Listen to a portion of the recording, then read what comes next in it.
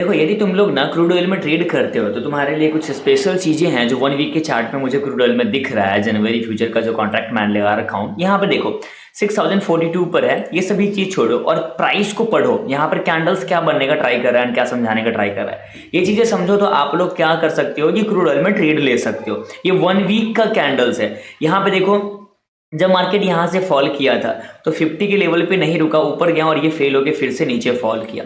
अब इसको देखो, जब यहाँ से नीचे की तरफ फॉल किया है तो ये जो ऊपर की तरफ मूव है उसके 50 एंड 60% से यहाँ से मार्केट ऊपर तक गया। मार्केट कहीं ना कहीं ऐसे ही मूव करता है, ना कि डायरेक्ट ऊपर जाता है ना कि नीचे जाता है, बल्कि एक वेव बनाते हुए ऊपर जाता है। ठीक है, और वो वेव होता है किस तरीके से, 0.5 और 618 एक उससे लेवल जो होता है गोल्डन एरिया जो बोलते हैं, वहां से यहाँ से नीचे की तरफ फॉल किया, फिर से 0.5 और 618 एरिया से फिर से नीचे की तरफ फॉल किया है।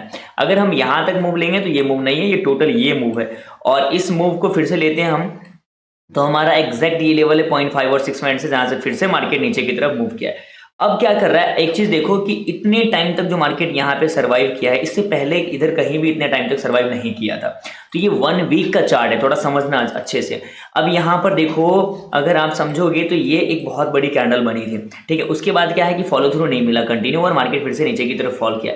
अब कंटिन्यू क्या है, 3 2 5 2 7 8 9 10 वीक से मार्केट एक ही लेवल पर ट्रेड कर रहा है, जो कि है करीबन इस लेवल पे, जो कि हम लोग रेंज लेते हैं 5630 से लेकर और 6000, मतलब 6070 के आसपास। तो ये एक रेंज में मार्केट ट्रेड कर रहा है 1 वीक के चार्ट पे देखोगे।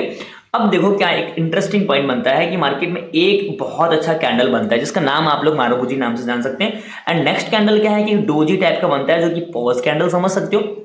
ठीक है, और तीसरी कैंडल फिर से एक स्ट्रॉन्ग बुलिश टाइप का कैंडल बना है। तो यहाँ पे ये बुलिश टाइप का जो कैंडल है, यहाँ पर हम लोग थोड़ा कंफर्म हो रहे हैं कि कहीं ना कहीं मार्केट क्या थोड़ा सा ऊपर ले जा सकता है, जो कि है लेवल यहाँ पे 6400 6500 का, मतलब ठीक है, इस लेवल का एक टारगेट हम लोगों को दिख सकता है। और मैं अगर ट्रेंड लाइन वगैरह आप लोगों को ड्रॉ करके दिखाऊं तो थोड़ा सा और आप लोग क्या कर सकते हो, आप लोगों को एक मूव कहाँ तक जा सकता है ये थोड़ा आइडिया लग सकता है।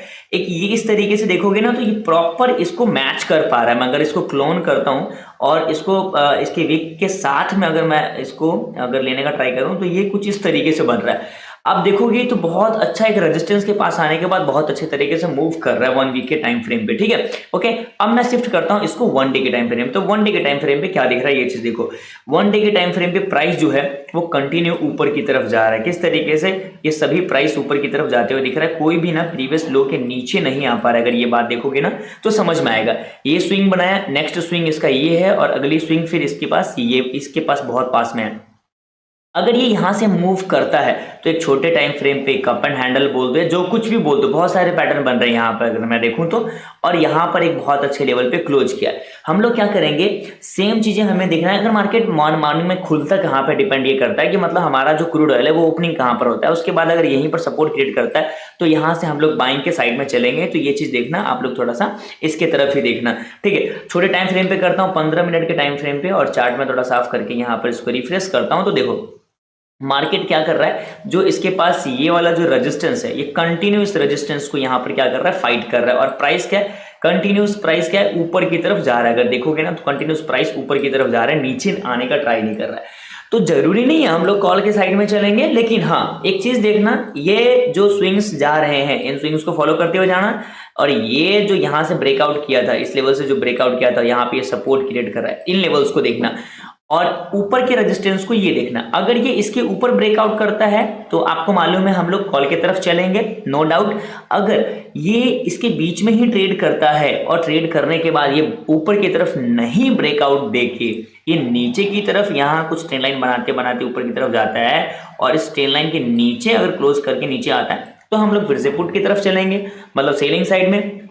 तो हम लोग ऐसा नहीं कि मतलब माइंड में ऐसा, हाँ ओवरऑल व्यू जो हमें 1 वीक के चार्ट पे दिख रहा है वो दिख रहा है हमें बुलिश साइड में। तो हम लोग ज्यादातर ध्यान में ये रखेंगे, अगर मार्केट यहाँ से निकलता है तो हम लोग बुलिश साइड में बैठेंगे, एंड अप ट्रेंड के लिए हम लोग वेट करेंगे। इसी तरीके की वीडियो के लिए जरूर फॉलो करें, अभी सब्सक्राइब कर दीजिए चैनल को, तो आपको मैं प्रीमियम ग्रुप में ऐड कर दूंगा। अगर आप अभी चैनल को सब्सक्राइब करते हैं तो प्रीमियम ग्रुप में आप ऐड हो जाओगे, कॉमेंट कर दीजिएगा।